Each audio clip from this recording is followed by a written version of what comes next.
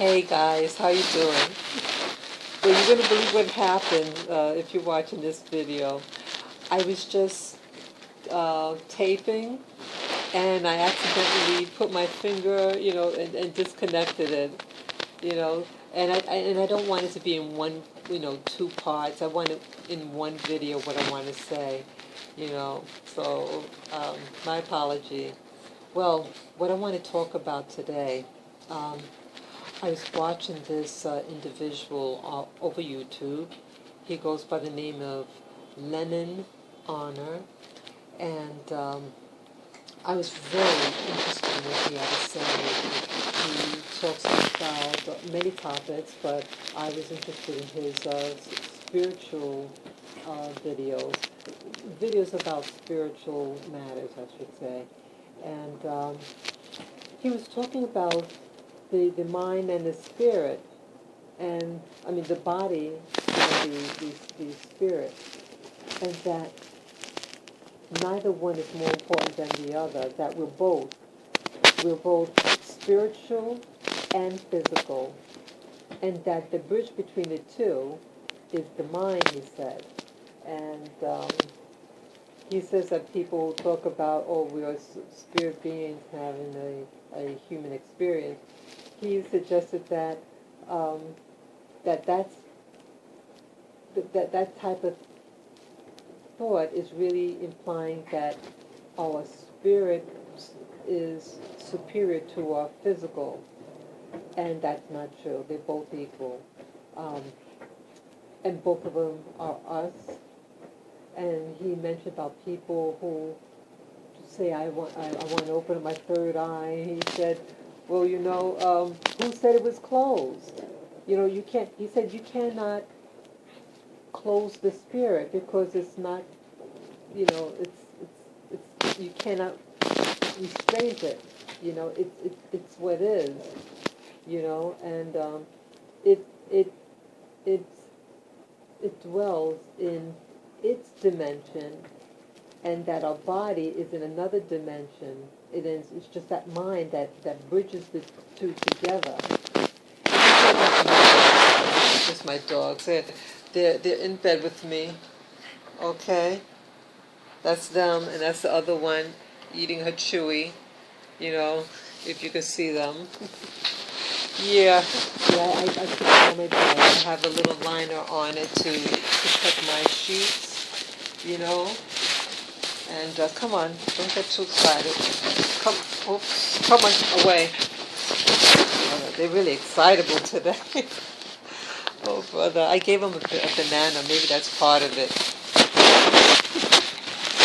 They love their banana. Come on, get down. Get away. Come on. They're getting excited all of a sudden. I guess it's the topic that we're talking about. Well, yeah, I'm excited too about the topic. Well, I found this Mr. Honor, very exciting what he had to say. That I'm listening to him as a tool to encourage thinking, to help me think outside of the box. I was raised in what do you call it, a Judeo-Christian society, and white supremacy model. Oh, brother. I can't believe they acted like this. Come on. Get it. Wow. I'm sorry about that. You saw that? They're really getting excited. I'm sorry. They haven't done this before, like this active at nighttime. Yeah. So, I'm, ouch. Come on. I have to push up. Come on. Get away. You should see what she looks like, her face. You can see that? This little one here is a Shih Tzu and a Pekingese. Oh, stop that. Stop that. Come on. Stop that. Stop that. Oh, brother, I don't know why they acting this way. Come on. No, get over. Get over it. Get over there. Wow. Come on. Come on, guys. Stop that. Come on, I'm doing my video. Man, did you see the little one? Yeah, like I said, the little ones are the ones that you should watch out for. Yeah, my apologies for that. But anyway, getting back to this Men in Honor video, that that we're chasing spirituality. He said we're looking everywhere for it, and he said it's right within you. Because the two they're together, and none is more important than the other. And he even has a book. I forget the name of the book, but come on, come on, Lilac. This is Lilac, and she's usually very quiet and sweet and everything. Man, you see that? Boy, no more bananas for her. But either way, I found it. Well, I can't wait till I get it in the mail, and I just posted it a couple of minutes ago, maybe 15 minutes ago, over the internet, and oh, come on, excuse me.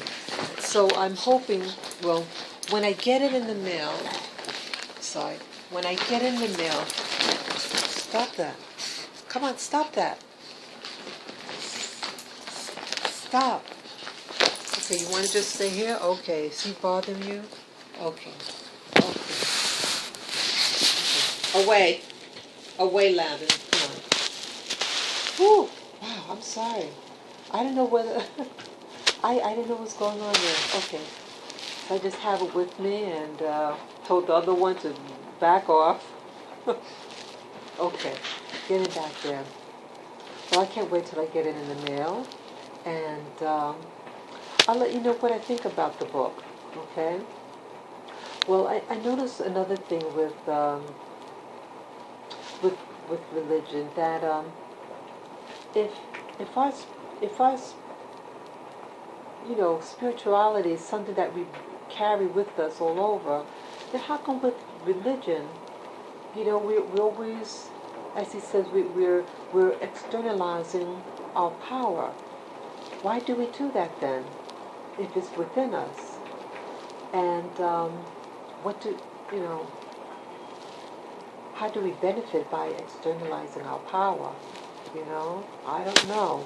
When I think about it, again, these are all new concepts to me. I was taught, your spirit is something that you have to run after. That's why we go to these classes, these yoga and ayahuasca ceremonies, because the spirituality is external. That's what I thought. But he's saying no, it's within.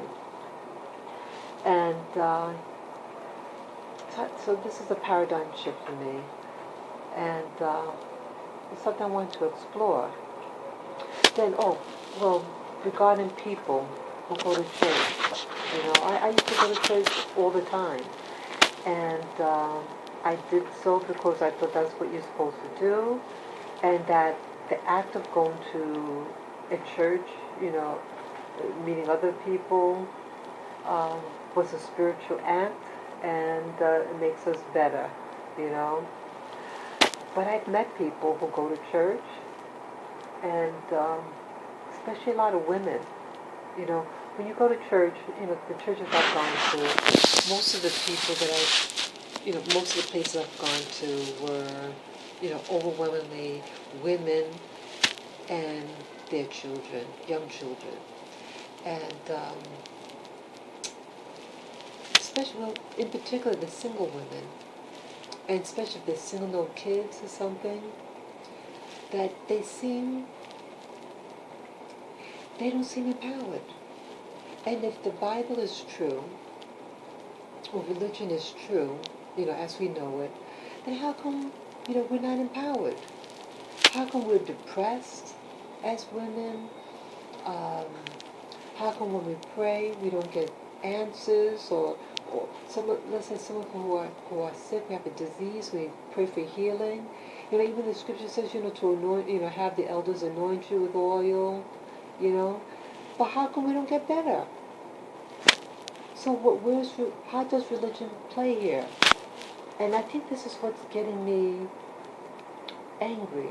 That was starting to cause a breakdown in me. I feel that a breakdown. A realization that the program that I was given called religion, you know, it was becoming illogical. If something says it's supposed to do something and it's not, but you're still saying, oh yes, it does. It does exactly what they say, but in reality, it's not doing what it says that it's supposed to do. And I mean, that's insanity. So I asked myself, what's really, how do you answer that? How do you answer all these women? And how does it serve us women? You have in communities where you have more churches than businesses. And they're no more enlightened. In fact, these neighborhoods tend to be high crime, a lot of physical violence in the home. So you can't say, well, that they lack spiritual, there's no spirit, God doesn't live there. But I thought you said that God was in his churches and in the institution. So what's happening here? I'm just trying to, I'm not trying to make fun of anybody's belief. If it's working for you, go for it. But I'm asking myself for the first time, what's going on if it's not doing what it says what it promises to do, or what the institution says that it's supposed to do. Anything that doesn't do what it says it's going to do, and you believe contrary to it, you're not delusional. You're hysterical.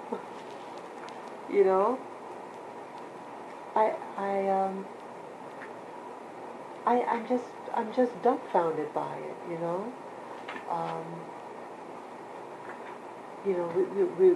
We're becoming more impoverished. It's not helping us. So you start to ask then the next question: well, who developed these programs? Religion is a program. Who devised this?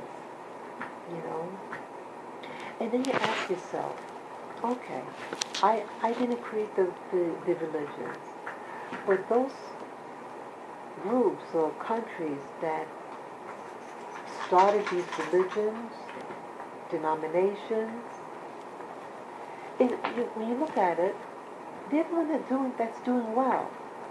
Okay, the Vatican did the Catholic Church, and then you have Judaism, the Old Testament, and you see where they are.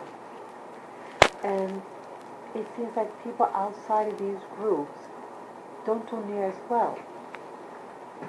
So you ask yourself, why? So, in helping understand this, maybe this could be the reason. If you didn't make the rules or the program, you know how the program works. So, and the program is designed for your society. So if you control it, you make the rules for it, and you hire yourself in it, so you're always going to be protected because you're making the rules to benefit you. Okay? And those outside of those groups, like myself, I'm not doing near as well. Look at the schools. Who runs the schools? I know I don't. You get mine. Come on. Come here. And dog again. Come here.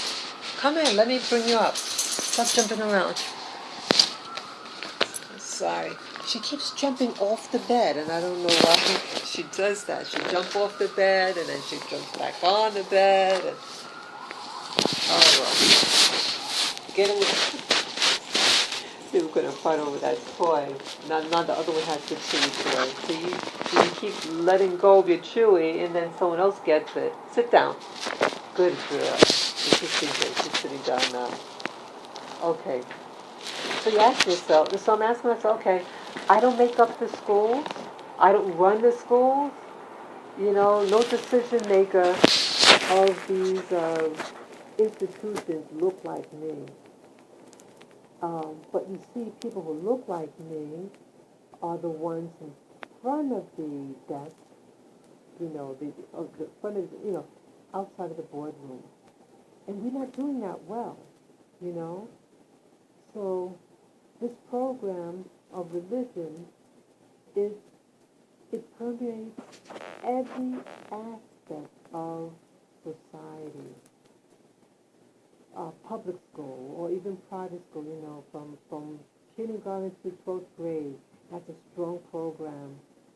Or, let's say, religious institutions, on the job, okay? And the people who run these corporations and stuff like that, they might somehow be indirectly related to some institution, some think tank. Say, okay, we handle the corporate world, but you're going to program them to think and do this. But when after church, when they come to work, they're going to act a certain way. They're going to treat the people certain ways, or where you live. Okay, you're not going to have certain people living in your neighborhood because we're superior to them.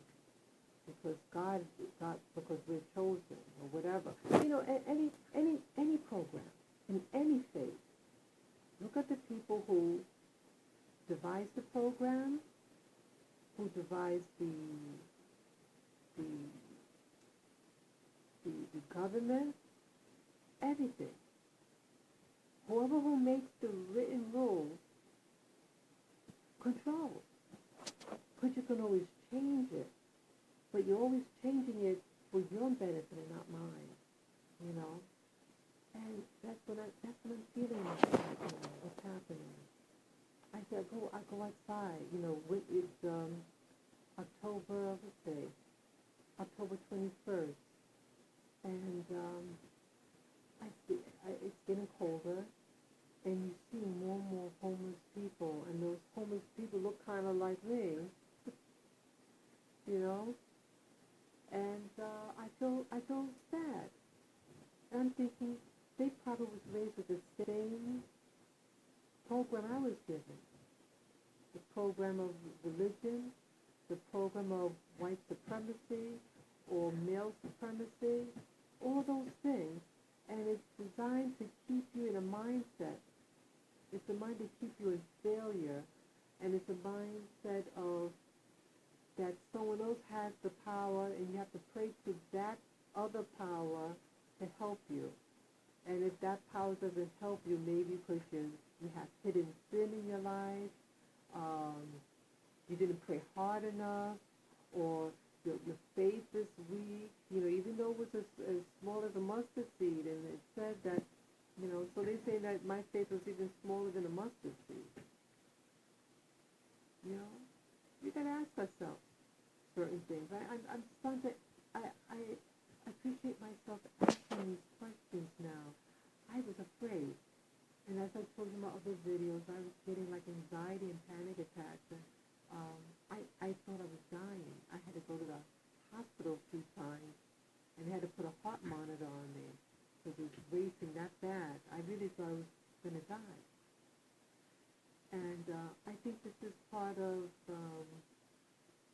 breaking the mind control and a program. Like they talk about cults, but they're social cults. And I think maybe that's what was happening in my life, that you have social cults that they brainwash you to think and act certain ways, or racism. It's believing that if your skin is white, if you have naturally straight hair, and especially if it's blue, or your hair, your eyes are blue and your hair is blonde and eyes are blonde, it's supposed to be superiority. Or if you're thin, that's also, a superiority thing, Or if you're black skin, you have full lips, your flat nose, and hair like this, you're inferior. And I'm starting to ask myself questions about that. Physical appearance is just that. It's just a packaging, and it houses where our spirit interfaces with it. So it can't be good or bad, and we believe it. I've met people who say, I can't, associate with you. Or, I want favor from white people, so, I want to marry a white person, so my kids, if I have kids, their skin would be paler, their hair would be straighter, or I want to live in their white neighborhood. So that is a program. And the program, was set, and those that made the program, they don't even have to repeat it. They just say it once, and it feeds itself. And something people, even that look like me, reinforce racism, white supremacy, by their actions. When they think bad about themselves because what their skin look like or their nose, and they're reinforcing it. Not a white person. Who do you hear saying the N-word? I only let's see. Twice in my lifetime, ever heard a white person say the N-word, in a pejorative term, in a pejorative way, and they meant it to hurt the person, or, only twice. But I heard it multiple times from black people, and Hispanics. That's it. I didn't hear from whites, or even Chinese, or the like. I don't hear it. So who's promoting racism there? When we repeat the program through our actions of white supremacy, you are enforcing that which you claim you hate. This is a reality. That is a reality. That they set a program and then we act it out, or we fight each other. I've been to jobs that people just start fighting, fist fighting, because because of money, that they worship money, that money is their god, and they're fighting to keep their job and to make other people look bad, because they might fear that they're going to get fired. So if they look better than the other person, the other person get fired and not them, or for it was like 8 something an hour. They wanted to fight and kill for $8 an hour. Some people do anything just to live in certain neighborhoods, or to have certain clothes, or sneakers, or a handbag. All these things. And I'm just thinking like, wow, these are all programs. It's set, and then you believe it, and then you act out what you believe, Wow. And I was no better than any of these people. I was filled with program. Even too recently. By education. I need this. I need that education. I need that institution. If I don't get it, I'm going to kill myself. No, I never said that, but I was freaking out. Or this one girl I heard, if she didn't get into Harvard school, that she said she was going to commit suicide if she didn't get into that school. Or if you're of that caliber to get to even want to apply to a place like Harvard, apply to others. There are many, so-called Ivy League schools, but these are all programs too. And the program say, if I get into this institution, I'm somebody, and I'm going to get a high-powered job. And I thought I was going to get a high-powered job in my latest career interest was nutrition. I'm not eligible for anything. They changed the rule on me. Yes, they did. They changed the requirement. Just even for a basic job in the field, they changed it a year before I graduated. And I'm sorry, about a year before I graduated, and then the job market, the hospitals, they changed their criteria also 2 years before I graduated. I couldn't believe it. So look at this. Here I get a master's, fighting myself, getting stressed out. I was binging and eating junk food and so because I got so stressed, and I stopped that. That I thought if I didn't have to tell nobody, this was my last chance of success. I'm middle-aged. Yeah, and look at that. After 8 years of trying, 8 years of struggle, and at the end, we found it. There you go. So, it was a program, and wow. So I have to be flexible. I want to really explore this paradigm of quiet. Quiet.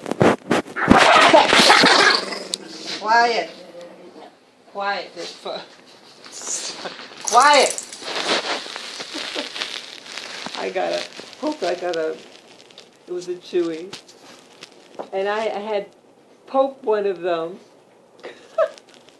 You know what happened there? I poked one of them to try to get her out of that trance because she wanted the other person's, and she attacked the other one. I didn't know that was going to happen. I'm sorry, laughing.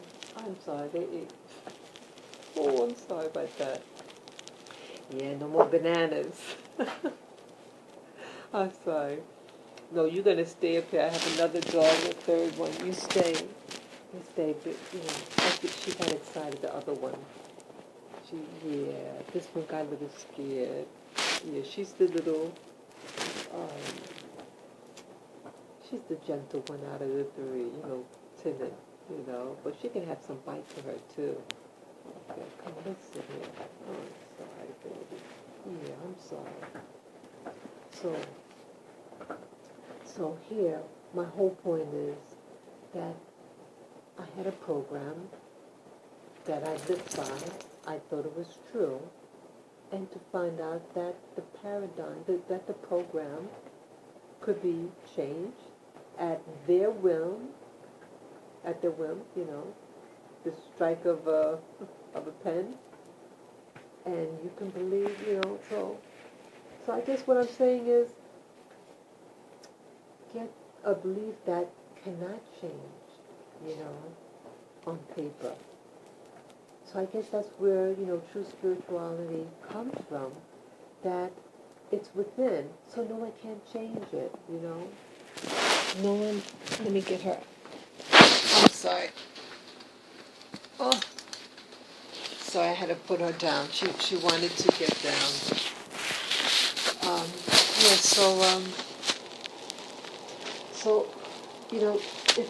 Since our spirit is within us, and it's one of the same that the body and the spirit work as a team.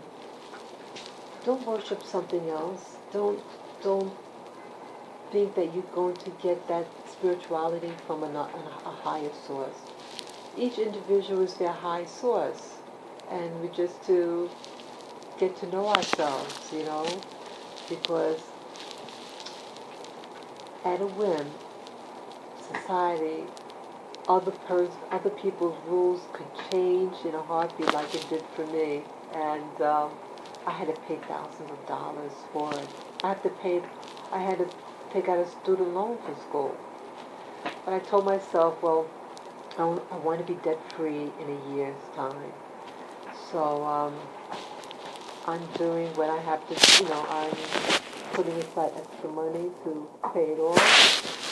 And I'm not going to take out any other loans. I don't want, debt is another bondage. Like it's a program. And the program wants you to go to these institutions, pay for this stuff for enlightenment, to become higher, you know. And it's not so. And I don't know why they want to get your money, you know. Why do they need money? Why do they believe money is power? You know, when the people created it, it's creating it. It's like, what do you call it? What do you call when you make money and it's not real? I forget the name, but that's what it is. It's nothing backs it, you know, and it's just an object. But we put a lot of power in it. Just like I put a lot of power in an institution called higher learning, you know, and religion. It only seems to benefit those who own it and control it, you know, in a nutshell. So what they cannot own or control really is your spirit, you know. That's eternal, they say, you know. And your body, you know, it grows old, and, you know, just believe that in your body, you know, your spirit could get into another body. There's some people live in multiple universes, you know, parallel universes. So it's just an interesting thing. This is all, everything that I'm saying here tonight is a new paradigm for me, and it's something I just want to explore more, you know. And I was interested in what they call doing my meditation, and I was doing a meditation yesterday, and what this Mr. Lennon Honor was mentioning, that how do you word it? I forget how he said it, but I have to be careful that this meditation isn't like you thinking that it's outside of you or something, you know. So I have to be careful even with this meditation, you know, because again, I was thinking that somehow the meditation is a doorway into somewhere outside of yourself. But maybe that's not the case. You know, but either way, I think by quieting the mind, like you know, I want to rest in myself. You know, everything in unison, the body, soul, and spirit. You know, and really learn about what new priorities I should have, and really design for me a paradigm that works for me. That's not comparing. I think that a lot of times I think I'm comparing myself, and it's looking for something higher, you know, and when you think in terms of higher, in a nutshell, you got to talk about something supremacy over someone else or something else. So I want to remove that from my being, you know, this hierarchy, you know. I want to get out of that program. I feel that I have it, and I know I do. But it's good that I'm learning that I have it, you know. So that's what I wanted to share with you. And, you know, if those who are interested in, you know, their spirit journey too, like myself, and just enjoy. And again, I apologize for my gross behavior, and I hope it didn't frighten you too much. They really